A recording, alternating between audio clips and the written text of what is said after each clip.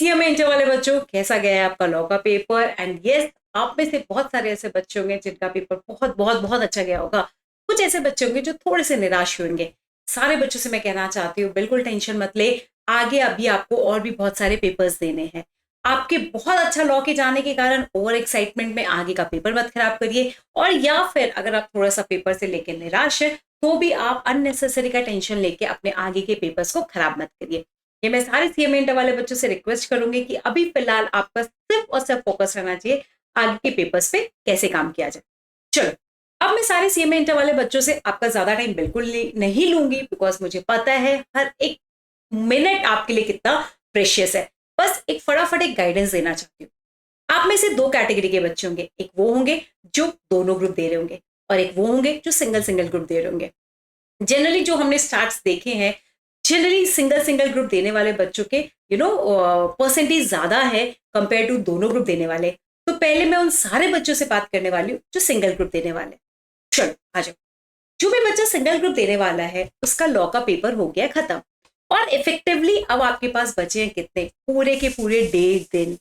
और इस 1.5 days को, मतलब आपके इस 36 आवर्स को प्लान करने की जिम्मेदारी मेरी है, बट उसको एग्जीक्यूट करने का काम आपका है।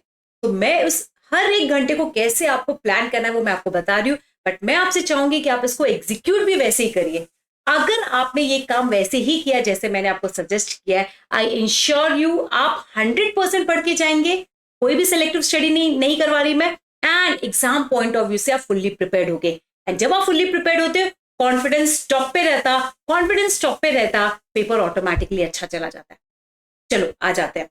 लॉ देने के बाद आप ऑब्वियसली, बहुत बच्चे 7 बजे तक घर पहुंचेंगे, बहुत 7:30, कोई हो सकता है 6 बजे पहुंच जाए।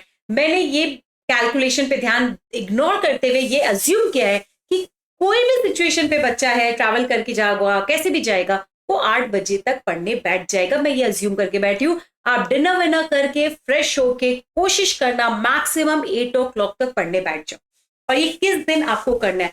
जिस दिन आपका लॉ का पेपर खत्म हुआ, आप घर पहुंचे, फ्रेशन अप करना, डिनर करना और 8 बजे पढ़ने बैठ जाना। आप कहोगे मैम उस दिन पढ़ना जरूरी है। हाँ बेटा, मैं ये नहीं कह रही कि उस दिन आप कुछ डिफिकल्ट पढ़ेंगे, डिफिकल्ट नहीं पढ़ाऊंगी उस दिन। उस दिन मैं आपसे बहुत सिंपल सिंपल चैप्टर्स पढ़वाने वाली हूँ। बट होगा क्या, एक तो अगर आप सोने की भी कोशिश करोगे ना, नींद आएगी नहीं 8 बजे, एकदम श्योर हूं मैं। वो टेंशन चलता रहेगा, भाई कल अकाउंट्स है, 1.5 दिन बाद अकाउंट्स है, किया नहीं किया नहीं। उस टेंशन में आप सिर्फ लेटे रहोगे and you will be wasting your hours.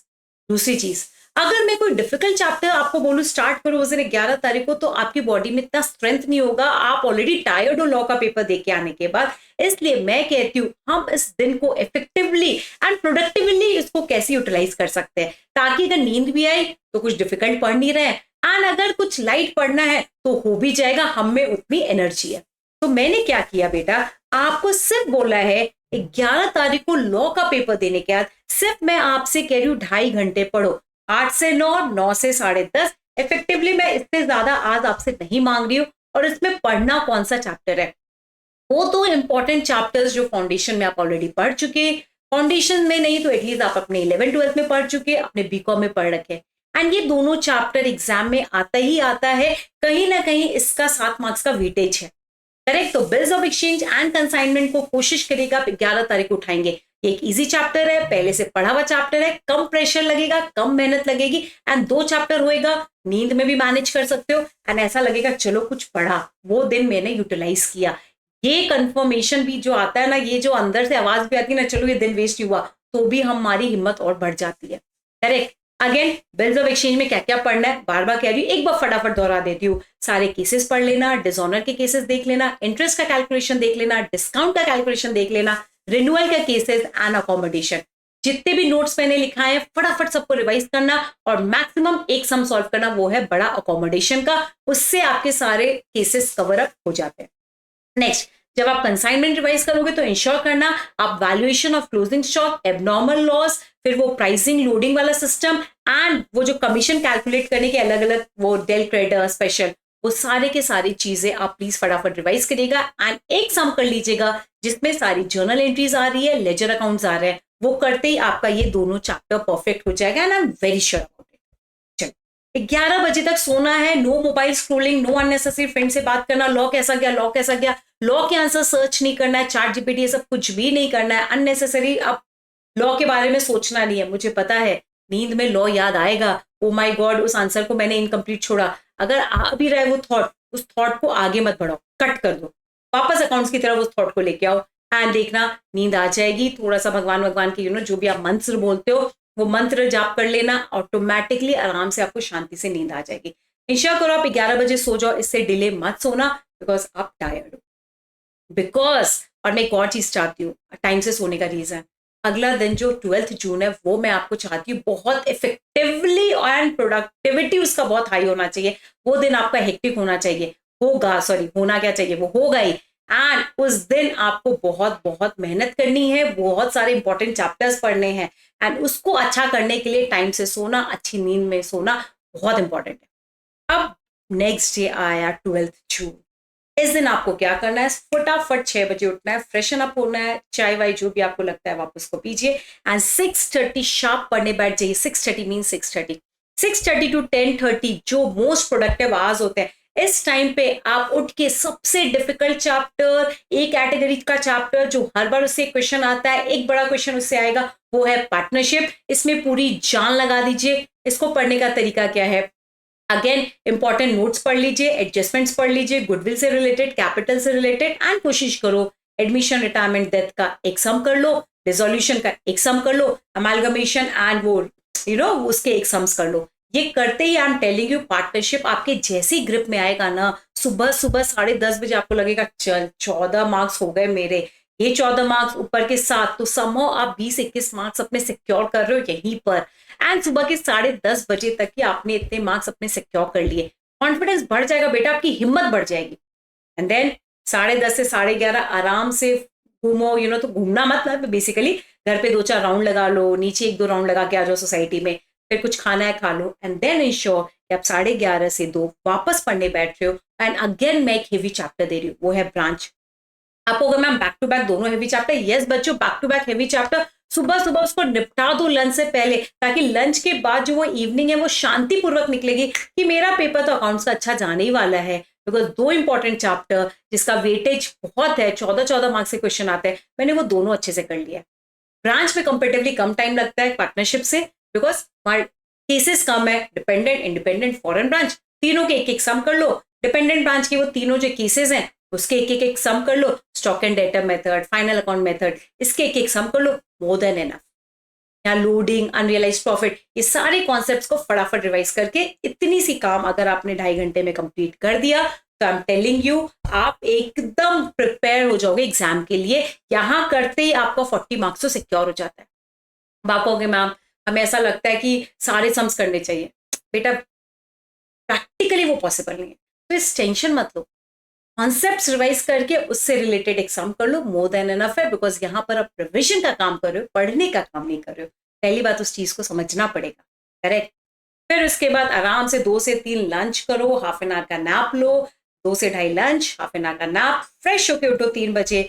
3 से 5 जहां आप थोड़े से कच्चे पक्के नींद में हो सकते हो, जहां पर आपको थोड़ी सी नींद भी आ रही होगी, हो सकता है मैंने आपके लिए इजी सॉल्यूशन दिया।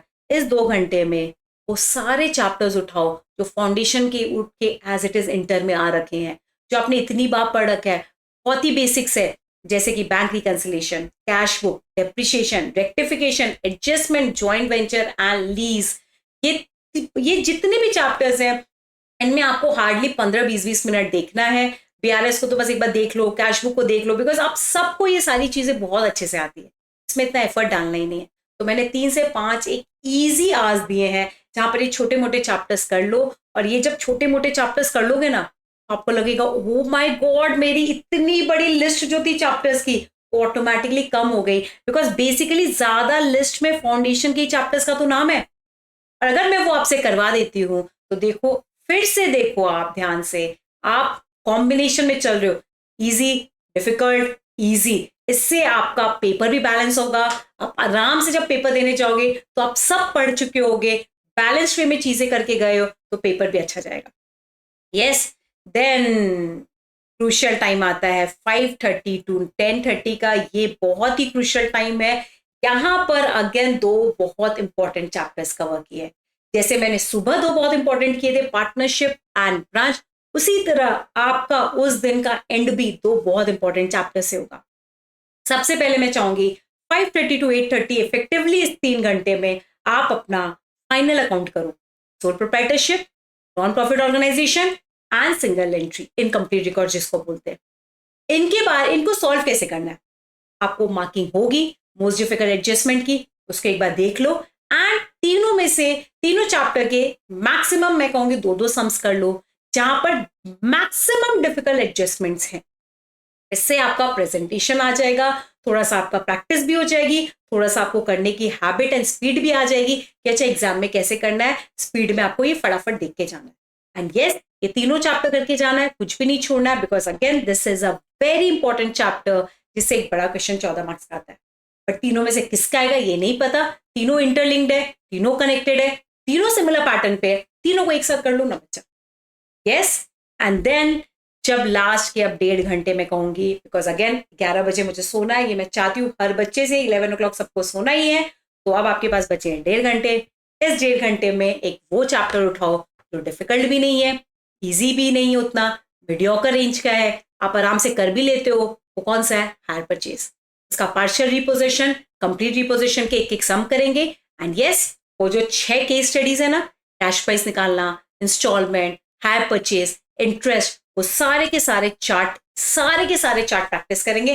100% उन चार्ट से 2 MCQs बनते हैं, करेक्ट। तो यहां तक आप देखो मैंने आपका बहुत ही बैलेंस्ड वे में 12 तारीख को मैनेज करवाया। अब सो जाना प्लीज टाइम से, एंड अगला दिन 13 तारीख जहां आपको एग्जाम देने जाना है 2 बजे, तो इफेक्टिवली आपकी सुबह के आज मुझे रिलैक्स रखने हैं। मैं अननेसेसरी का बहुत ऐसे चैप्टर्स नहीं दे सकती, एंड बच्चे भी नहीं है ना बेटा कुछ ऐसा डिफिकल्ट करने को। बस अगेन सुबह सुबह 6 बजे उठ के फ्रेश होके 6:30 to 7:30 पढ़ने बैठ जाओ। उस वक्त एक easy chapter loss of stock and profit वाला कर लो। प्रॉफिट वाले के तो आपको स्टेप्स याद करने हैं, स्टॉक का एक सम कर लो, बिकॉज वही एक सम है जो हर बार एग्जाम में आता है। आपको पता है वो कौन सा सम है? यस, जहां पर हम जीपी परसेंटेज कांस्टेंट रखते हैं, उसको कैलकुलेट करते हैं, वो एक सम कर लो। देन डिपार्टमेंटल में कुछ नहीं है, सिमिलर टू फाइनल अकाउंट है, सिर्फ अनरियलाइज्ड प्रॉफिट कैसे एलिमिनेट होता है वो एक नया पॉइंट है वहां पर, तो वो एक सम बस कर लेना। इसलिए मैंने सिर्फ और सिर्फ आधे घंटे का टाइम दिया है उस एक सम को करने के लिए, बिकॉज वहां पर ऐसा कुछ है ही नहीं, it is very much similar to your final account. And अगर आप देखेंगे आपके पूरे जितने बड़े चैप्टर्स है मैंने खत्म कर दिए एक्सेप्ट अकाउंटिंग स्टैंडर्ड्स, और मैं ये चाहती हूँ कि आप अकाउंटिंग स्टैंडर्ड्स भी पढ़ के जाओ, मैं कोई शॉर्टकट नहीं दे रही, मैं सब चाहती हूँ कि सब रिवाइज करके जाओ। अब आपके पास टाइम कितने बचे हैं? 3.5 घंटे। मैं चाहती हूँ आप 12 बजे तक अपनी बुक्स बंद कर लो, और इस 3.5 घंटे में आपके पास जो भी मटेरियल है अकाउंटिंग स्टैंडर्ड्स का, जो भी आपके नोट्स हैं, हैंड रिटन नोट्स है, सम्स है, जितना आपके पास टाइम परमिट करता है, 6 ही अकाउंटिंग स्टैंडर्ड्स है, जान लगा दो इस 3.5 घंटे में और उस 6 के 6 अकाउंटिंग स्टैंडर्ड्स को कंप्लीट कर दो। 12 बजे के बाद बुक्स नहीं उठाना, एंड इंश्योर करो आप 12 से 12:30 बजे रेडी होके अपने सेंटर के लिए निकल जाइए। आप डिले मत करना, टाइम से पहले सेंटर पे पहुंचो, थोड़ा माइंड रिलैक्स रहता है। एंड दिस इज हाउ आपको अपना 1.5 days फॉलो करना है। मैंने आज वाइज चैप्टर वाइज डिटेल आपको बताया है कि आपको कितने घंटे कितने चैप्टर में देना है।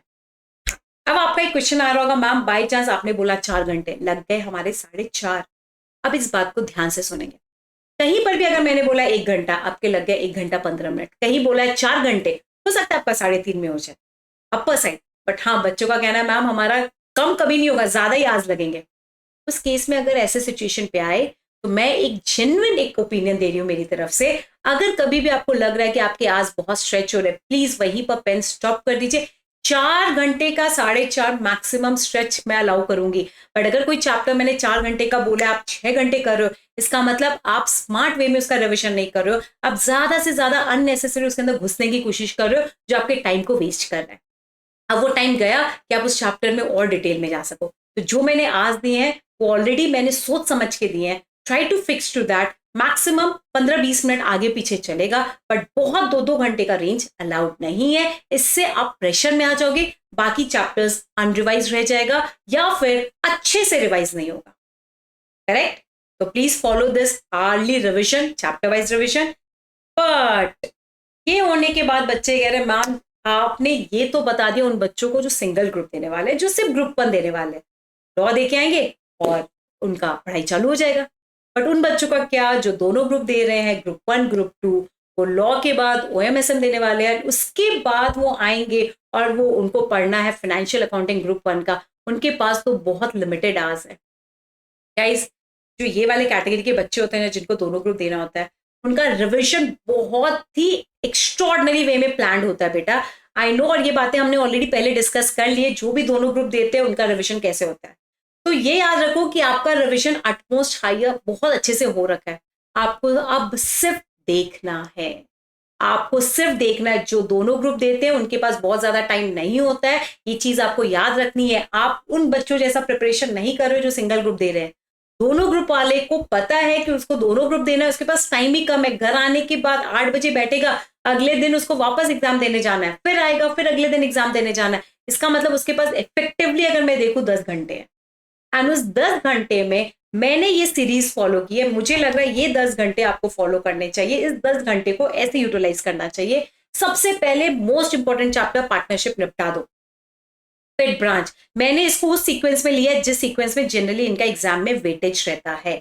सबसे पहले पार्टनरशिप निपटाओ, फिर ब्रांच 1.5 घंटे में, फाइनेंशियल स्टेटमेंट प्रॉफिट वाला नॉन प्रॉफिट वाला इनकम्प्लीट 1.5 घंटा बोला है, मतलब तीनों को आधी आधी घंटा देने की जरूरत है।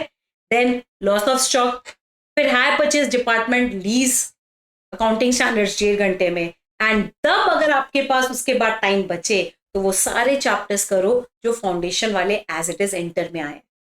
तो यस, पहले वो सारे नए चैप्टर्स करो जो इंटर में आप पहली बार पढ़े हो। उसका भी सीक्वेंस क्या, partnership, branch, financial statement, loss of stock, hire purchase department lease, फिर सारे accounting standards, and then if time permits सारे के सारे बेसिक्स चैप्टर्स जो फाउंडेशन के उठ के इंटर में आए। I know it will be difficult, it will be challenging, but नामुमकिन नहीं है। बिकॉज जब आप दोनों ग्रुप दे रहे हो तो आप मेंटली कहीं ना कहीं प्रिपेयर्ड हो, आपकी तैयारी वैसी हो रखी है, उस मजबूत तरीके से आपकी तैयारी हो रखी है कि आप पेपर में वैसे ही जाने वाले हो, आपके दिमाग में सब है। इसलिए आप स्ट्रेस मत लो, आपको सिर्फ चीजें देखनी है, एक बार सारी चीजों को एट अ ग्लांस देखना है। आपने वैसे नोट्स भी बना रखे होंगे कि आपको सिर्फ उनको पलट पलट के देखना है, और चीजों को देखने में इतना टाइम थोड़े लगता है। उसके बाद भी you have ample time to practise some for better confidence, अगर आपको लगता है तो। यस, तो दोनों ग्रुप वाले देने वाले बच्चों के लिए मैंने आपको स्ट्रैटेजी बता दिया। आपकी स्ट्रैटेजी थोड़ी अलग होगी, सिंगल ग्रुप देने वालों की स्ट्रैटेजी थोड़ी अलग होगी। And yes, that's all and all the very best. बिल्कुल टेंशन लेने की जरूरत नहीं है, घबराने की जरूरत नहीं है। Follow this hours time table and follow this planner. This will really help you to clear your subject financial accounting. Yes, thank you so much बच्चों।